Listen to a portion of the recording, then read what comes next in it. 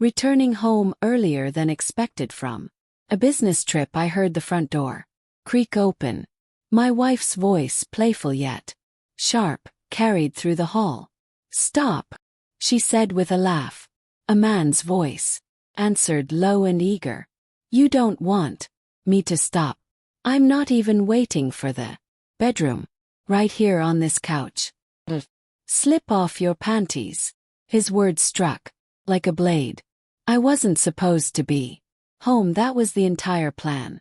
My flight was delayed, and instead of staying one more night in a hotel, I boarded the next plane out. The drive from the airport was ordinary. My thoughts focused on surprising my wife. Maybe dinner together, or waking her with quiet kisses. Something small to show how much I'd missed her. But pulling into the driveway, unease gripped me. Second car was there. Not strange, not unknown. Black Audi, the kind of car men buy to look powerful. Sank in my stomach. "Chris." I cut the engine and sat in darkness, forcing steady breaths. Never been quick to assume, but nothing about this felt right. Sophia didn't know I was back. She thought I was far away. Carrying my suitcase, I stepped to the door. Just as my hand touched the knob, I heard their laughter. Then the words that broke me. I had imagined betrayal before, like a passing nightmare, distant, unreal. But this wasn't a dream. This was happening in my home. My grip tightened as I heard clothes shifting, their eager breathing filling the silence. I didn't think I acted. The door flew open, slamming against the wall with force that rattled the room. Heat clung to the air, their desire still thick between them. Sophia stood half-dressed, blouse hanging open, the black lace bra I once bought, her exposed. Chris was behind, belt loose, hand still on her hip. They froze, trapped in their sin, faces betraying what they couldn't deny. I stepped inside, slow and deliberate, closing the door behind me. The sound echoed heavy, final. Sophia's eyes widened in panic. She hadn't imagined this, hadn't prepared for me to see her truth. "Honey, I can explain," she stammered, voice shaking. Chris, the arrogant fool, smirked. "Damn man," he chuckled. "You should have called. We'd have saved you a spot." That was it. Crossed the room in 3 strides. My fist met his jaw, sending him crashing onto the table. Sophia screamed, stumbling back. Chris groaned, blood on his lips, spitting on my floor. "You son of..." I grabbed his collar, slamming him against the wall. The smirk vanished. Fear replaced it. "You have 5 seconds to leave my house," I said, voice steady, cold. His eyes darted to Sophia for rescue. He gave none. Shoved him toward the door, watching him trip over himself while gathering his ooze. I followed him out, voice calm but final. "If I see you again, it won't stop at one punch." He didn't argue, didn't plead, just ran, tires screeching as he fled. When I turned back, Sophia stood there, arms wrapped around herself. Looked small, fragile, nothing like the woman who had so easily welcomed him into a home. "I can explain," she whispered. A bitter laugh escaped me, hollow. "Oh, you will," I said. "But not tonight."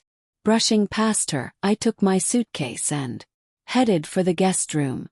That was where the punishment would begin. Not with shouting or fists, but with silence, with the weight of what she was about to lose. The house pressed down in stillness. Sophia lingered, clutching her blouse. Desperation etched on her face. She knew. She knew the line she had crossed could not be undone. But I wouldn't rage. Wouldn't weep. That would be too easy for her. She waited for an explosion, for rage, for anything. But I passed without a word. "Where are you going?" she asked, voice trembling. I didn't answer. watched me carry my suitcase into the guest room, a place she never cared for, a room she thought no married couple would ever need. "You're sleeping here?"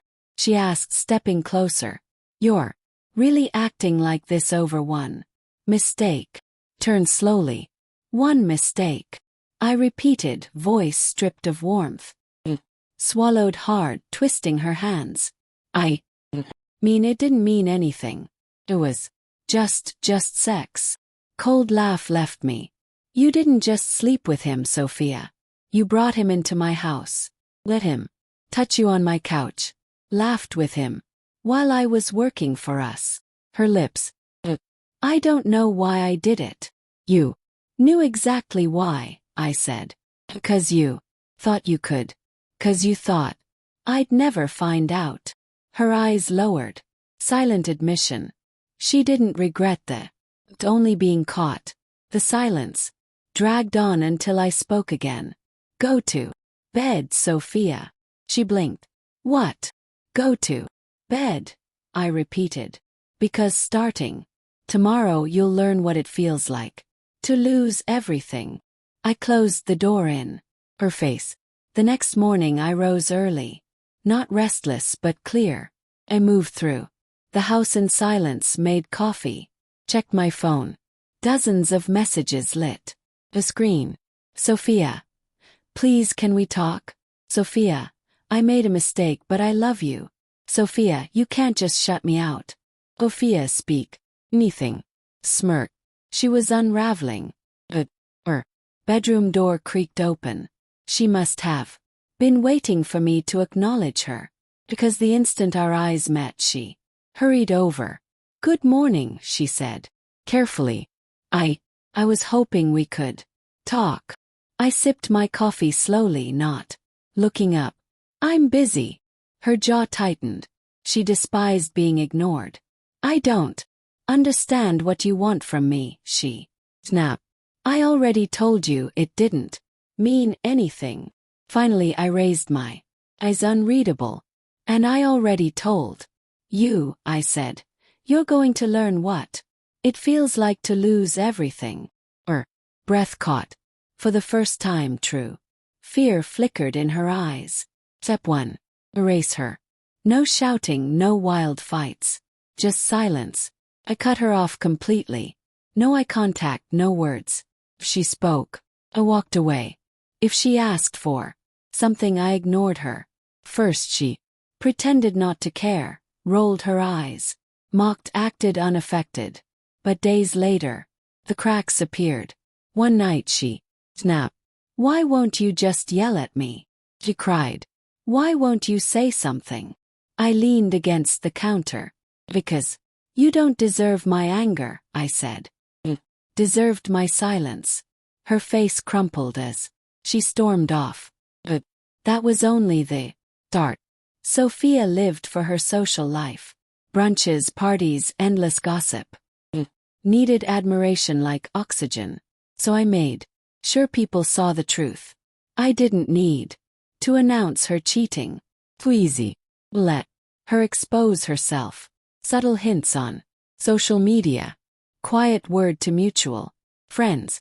"Yeah, things are rough. Hard when you realize the person you love isn't who you thought they were."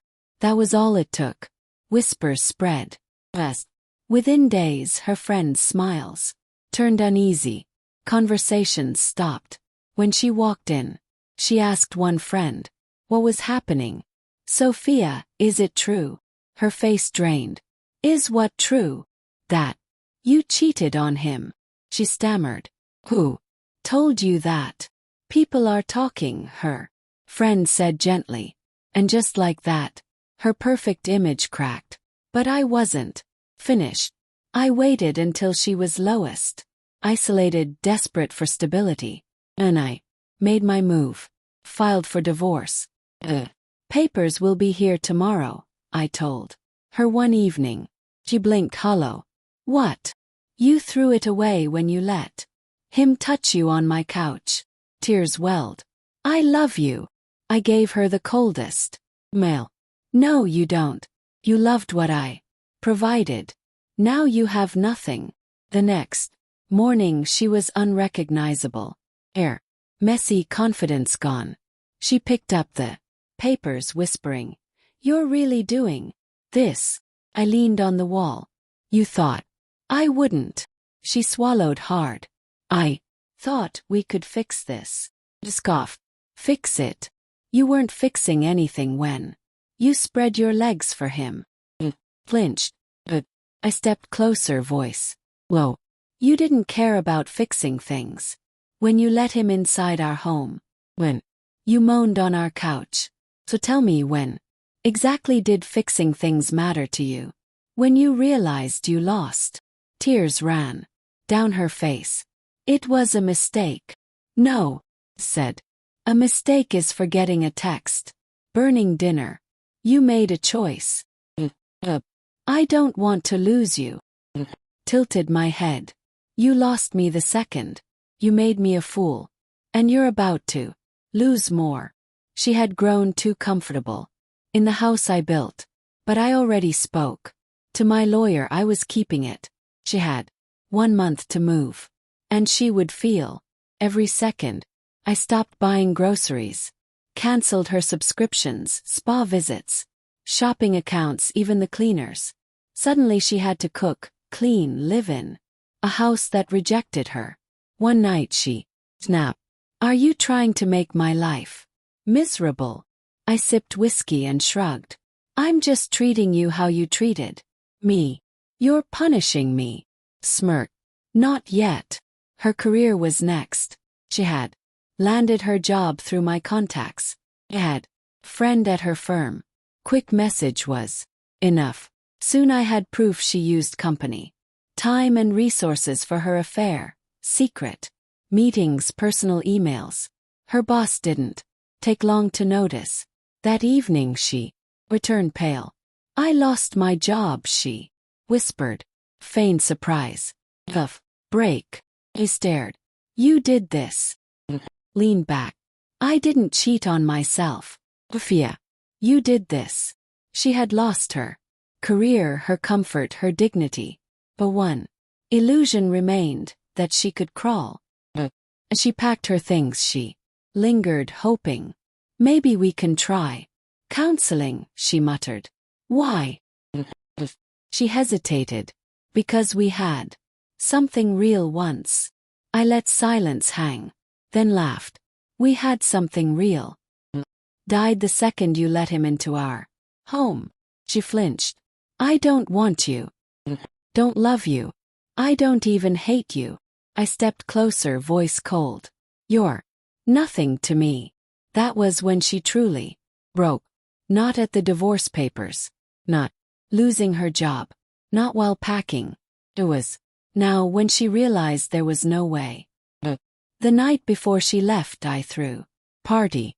She didn't know until she walked downstairs, seeing friends, colleagues, neighbors gathered. "What is this?" she. I lifted my glass. "A toast," people murmured. Then I pulled out my phone, hit play. The video, her and her lover laughing, moaning, never knowing. The camera caught it all. Silence fell.